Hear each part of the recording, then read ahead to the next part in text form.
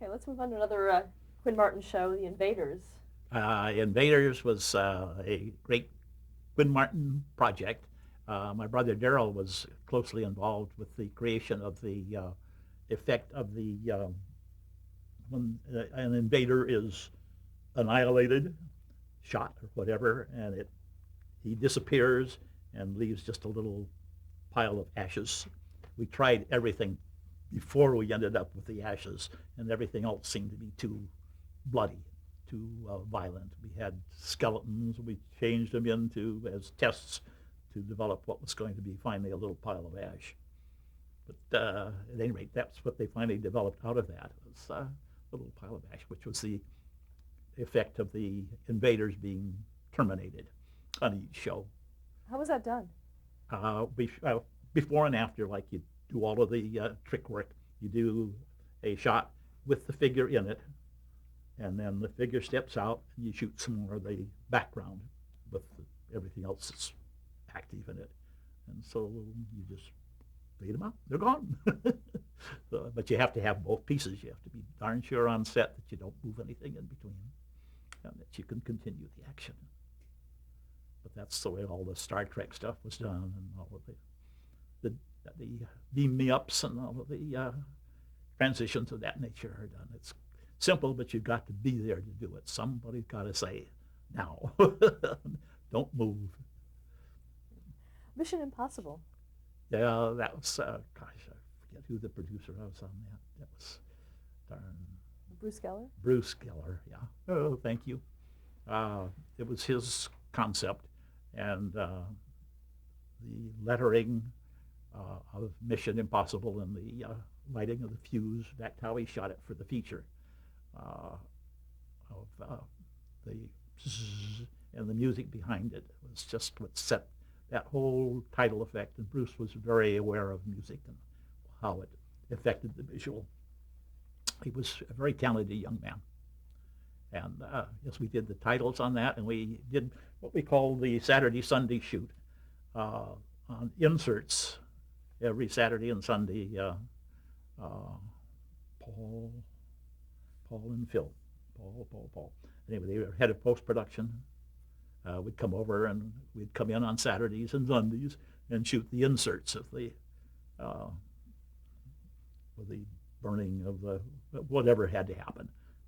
All of the close-up stuff, with the cast working with the little wires or with whatever they were wiring or doing. That was all Saturday, Sunday projects. So we did a lot of work on Mission Impossible, yes. That was our mainstay for a long time. What a Mod Squad. And Mod Squad, similar. That was a Aaron Spelling show. And we did the titles on that and did the photography of the cast in the tunnel, which was shot at Paramount. And they come up to the front and hold for their picture as we put whoever on it, all of the cast. And we did, like I say, the credits on that forever. And that was a second unit thing that was part of our mainstay, too. The head of post-production on that was a delightful guy. And then he became a director afterwards, but he directed all the second unit work. And Mod Squad had nothing but chases all over, all over Los Angeles, San Francisco, San Diego, all car chases. And we shot all that second unit work. My brother and I, and Howie was when he got into it. He was assisting on all of them. Now, how would you do those Well, we'd go out on the streets and get together about half a dozen cops to take care of the safety and the permits. And about once every 2 weeks, we'd spend a day out running cars all over the place. And they were the stunt drivers, and we'd have our cameras set so that they could miss them by a foot or so as they were sliding and slip sliding around. We became very close to the stunt drivers. They were great. How was continuity maintained between that and? How did we? How was the continuity maintained? Very carefully, but it was not a big problem. It was written into the script, so we all knew what was happening. And they used doubles for the drivers, which you it was not a big problem. And they were stunt people, and they were on motorcycles, and on hot cars was the main thing with Mod Squad, was all that car chases. A favorite is My Favorite Martian. Yes, it was one of my favorites too. We did the pilot and all the rest of the shows on, or at least all the black and white shows on that, and some of the some of the colored shows. But worked with Walton on that quite a lot. With Walston, the star of the show, with his moving finger. He was wonderful to work with and easy to work on the stage. We had several times, though, where he was required to do things were required to move, and they mostly done on wires. But there was a balloon that had to balance on the end of his finger for quite a spell, and he wasn't able to. They weren't able to keep that going. So we happened to be on stage at the time, or called on stage, and told him, "Hey, forget the balloon. Just hold it, and we'll shoot a balloon and put it on there and save you a lot of trouble." That was one of the effect shots that we were involved in for one of the many shows that we did on Favorite Martian. What were some of the other effects on that show? Most of it was all wired. He moved things all over the place, and that was really all done on stage and done with fishpole wiring. What about the antennas? Which? The antennas? The antenna, that was a mechanical job, too. That was not done as an effect. It was done really mechanically. Is that something that your company would do? No. No, they did that on stage with the visual effects, or with the mechanical effects people that were involved. And we worked with them, but they were very clever. That was a very clever, well done show. I thought that would last longer than Star Trek, but you never know. Did you also work on the titles for that show? Yes, I didn't do it personally. We had artists on staff. That, Louis McManus, I keep mentioning because his stuff was probably the most remarkable of all. But we had probably 8 or 10 artists over the TV years, from the 50s to the 80s and 90s. Yeah. Talk a little about the work of Louis McManus. Talk about his work. You said he was Louis worked at Roach Studios during the war, as I remember it. And after I came out of the service, probably in 1950, early 50s at any rate, he came to work for us for a little while, doing feature work, which was principally feature titles. And then was gone for a period while we had Al Merriman and 2 or 3 other artists in charge of and in charge meaning we had maybe 1 or 2 other artists that did the lettering after it was created. And then about 1960, we got him back. And it was about that time that he created the design for the Emmy, the television Emmy. And he worked with us on, 100 shows at least, and on a particular show called Profiles in Courage.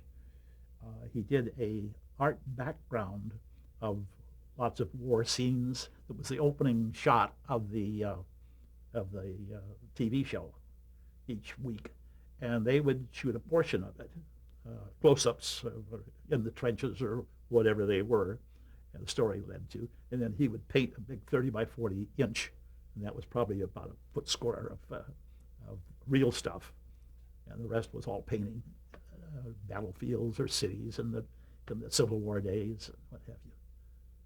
And they did different ones throughout the whole Profile in Courage. I suppose a dozen of them. They were just beautiful. Each one was priceless. So somehow they have it. We never got it. What do you think made his work so remarkable? What made his work so remarkable? Oh, he had fun doing it, and it was extremely original. He was, like I say, terribly creative artist. And he would say, he was just clever and intelligent, and knew what the audience would accept or knew what they would wanted. He was a very clever guy and a wonderful guy to work with. He was a aficionado of the bullfights, so he would train bullfighters. He trained both of the Nelson boys, both Ozzy's boys. Can't remember. David and Ricky. David and Ricky. Yeah, they would work out with the cape, and he would work with the horns. That was just one of his attributes. But he was a wonderful guy to work with and to have as a good friend for many, many years. You mentioned that he designed the Emmy. Were you there when he was designing it? No, that was when he was not with us. Another artist that you worked with was Phil Norman.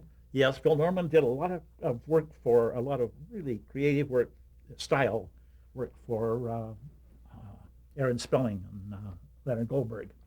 Aaron, I think, was his closest associate. And he did Love Boat and Charlie's Angels. And, every time I see one, I can say that was one of Norman's, but I can't remember many of them now. But the Love Boat theme with the anchor and Charlie's Angels with the three figures of the girls, those are quite definitive. Everybody remembers them. And that's all Phil Norman. We did the execution. He did the original artwork, did the creation of the idea and the style. And then we did the optical and the photographic work of putting the titles together, making them work. Let's go back to some of the other programming from the 60s, starting with My Three Sons. My Three Sons was that was an easy one to do. The cartoon of the three legs, as I remember it, the three boys, we did, but I don't remember who it was that did it. Al Merriam and Navy.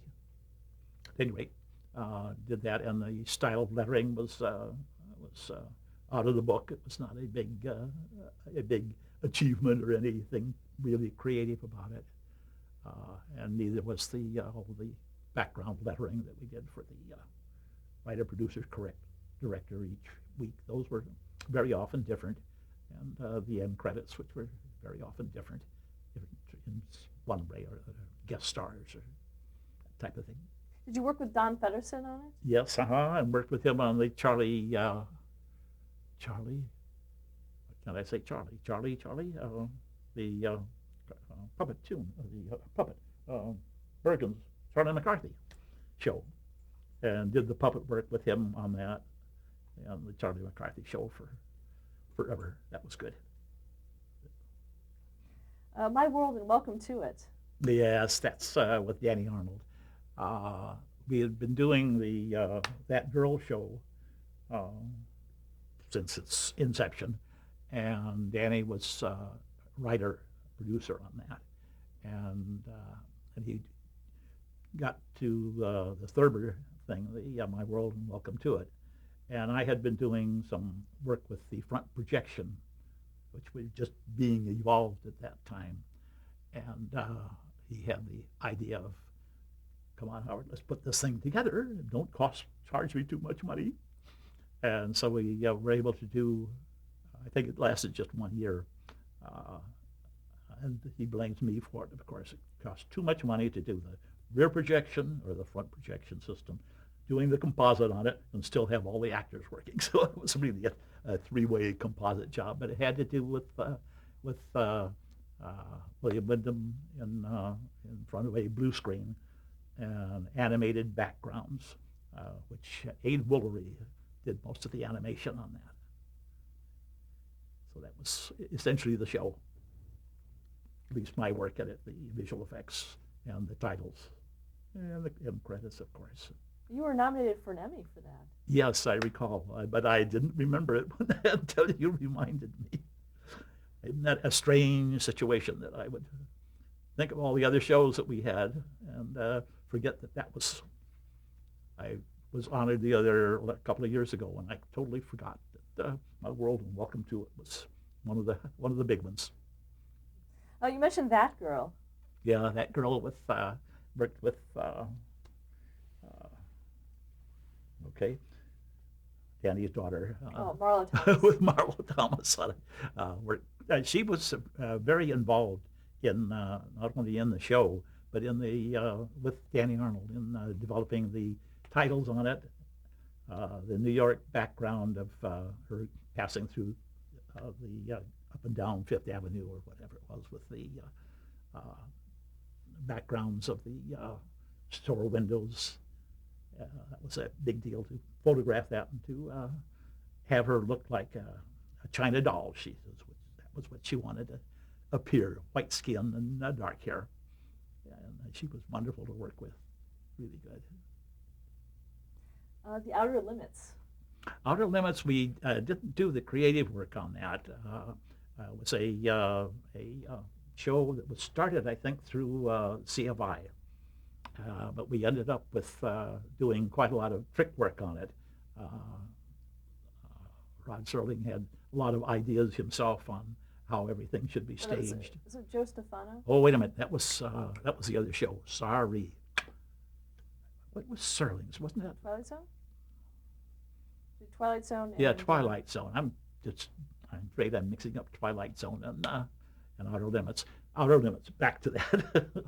That was originally done by CFI. They did the creative titles on it, but then it developed into visual effects within some of the elements of the show, and it was done out at I think the production work was at MGM, but we were called in frequently to do matte paintings and to do some of the trick effects work that they would get themselves in trouble on stage. That CFI did not have a qualified effects person to work with, so I was called in maybe half a dozen times on the several years of the show just to help them with the effects work that was required on visual effects. Can't think of anything specific at the moment, but I remember I was over there now and then. You mentioned Rod Serling. Did you work with him? Yes, What yeah. did you work on? Yeah, I loved with Rod. Loved him. He was just a wonderful talent guy. The Twilight Zone, we did all of the Twilight Zones with him. Talk about that. Did you do the openers? Mm-hmm. Yeah, did the opening with him and all of the Twilight Zone shows. How were those done? Quite simply, they had very little effects work in them. They were it was all done on stage. That is, any of the effects stuff. So he was just nice to work with. Was all just clever guy, really smart little guy. But the opener, the effects with the things flying in yeah, space. yeah. How was that I don't think we did that. I don't remember who did that. I missed that somehow. We didn't do the pilot, so it's hard to tell.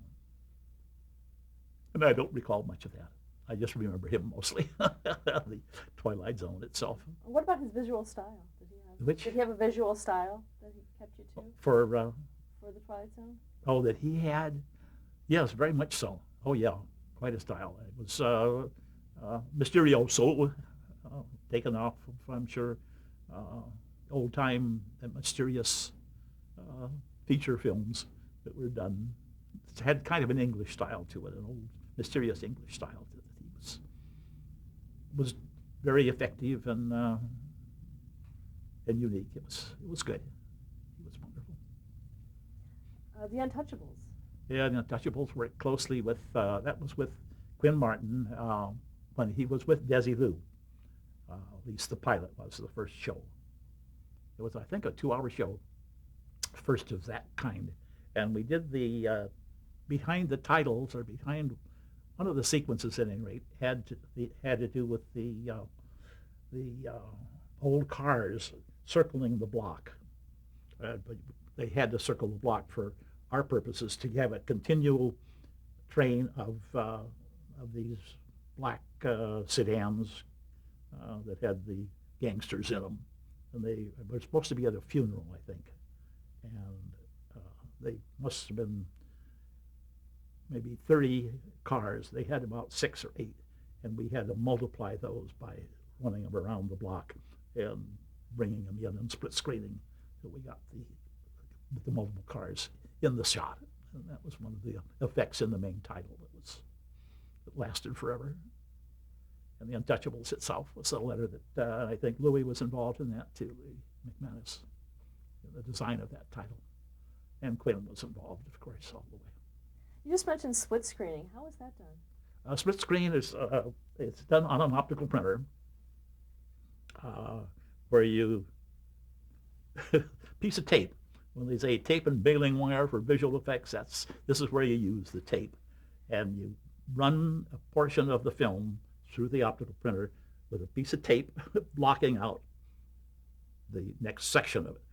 Wind it down to the next piece of film, put another piece of tape that butts against it so you can't see it, put that on the other side, and run that until it's exposed. And when you develop it, you got both these two pieces of film together with action that ties together with the two.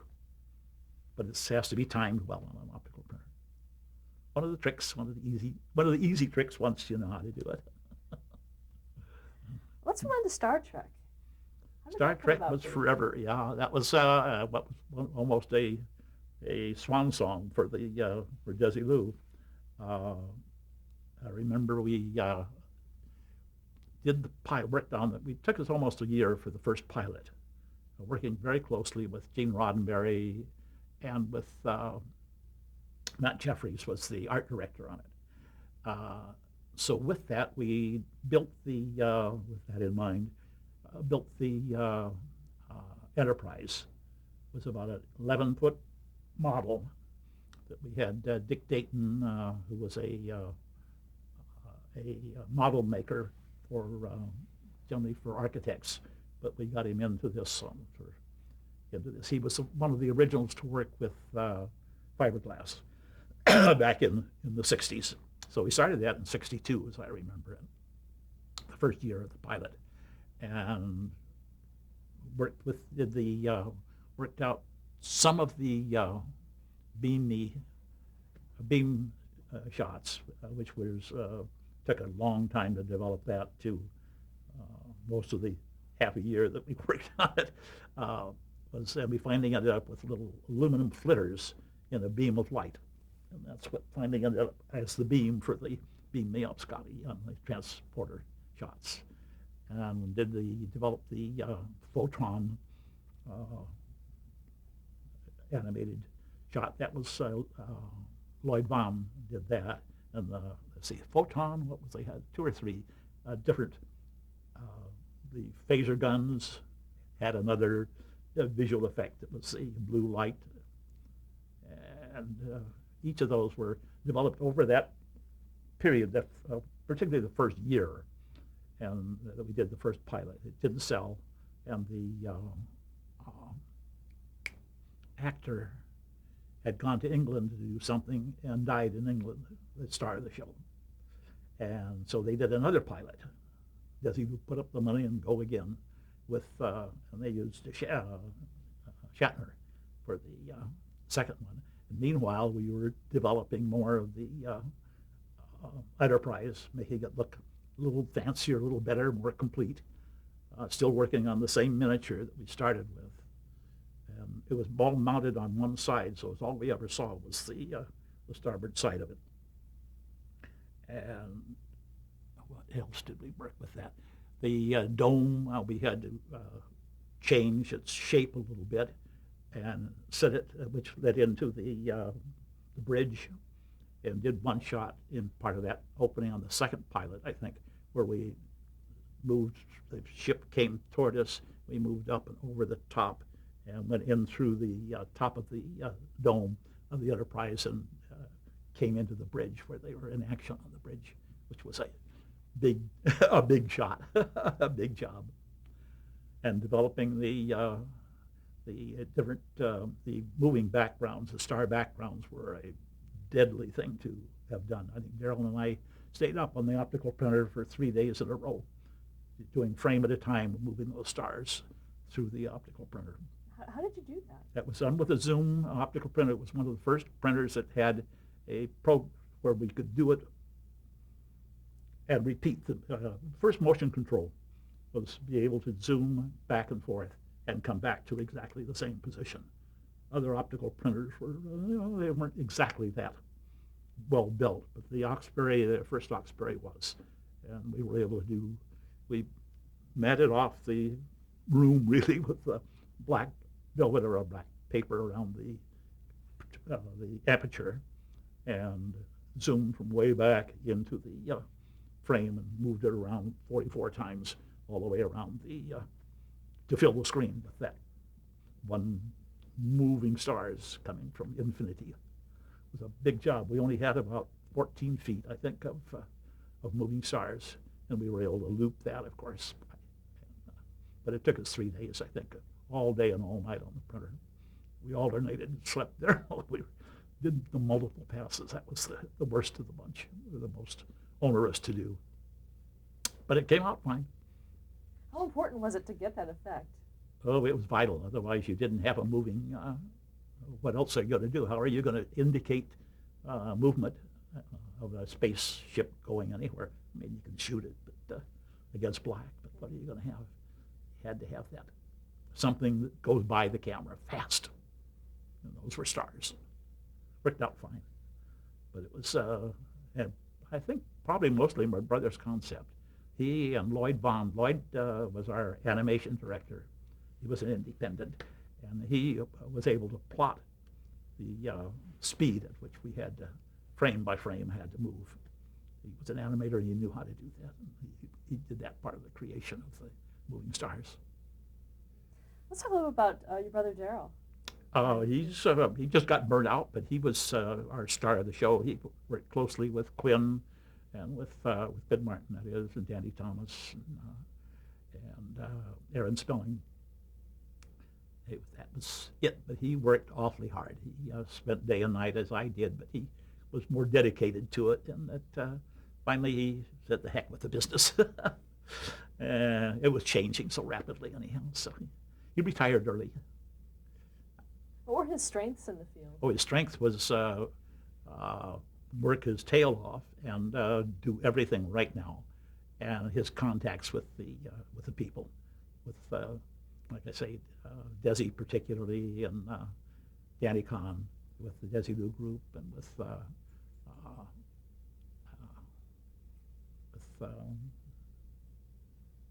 Benny Thomas, and very closely associated with, and Quinn Martin, of course. What would you say is his most notable career achievement? Was with, probably Star Trek for my brother, and I would probably say Tobruk for me on the feature. Yeah, but yeah, Daryl was instrumental in Star Trek because he worked closely with Roddenberry, with Gene Roddenberry. He lived with him for the whole of the seasons. Stop there to change the tape. Mm-hmm.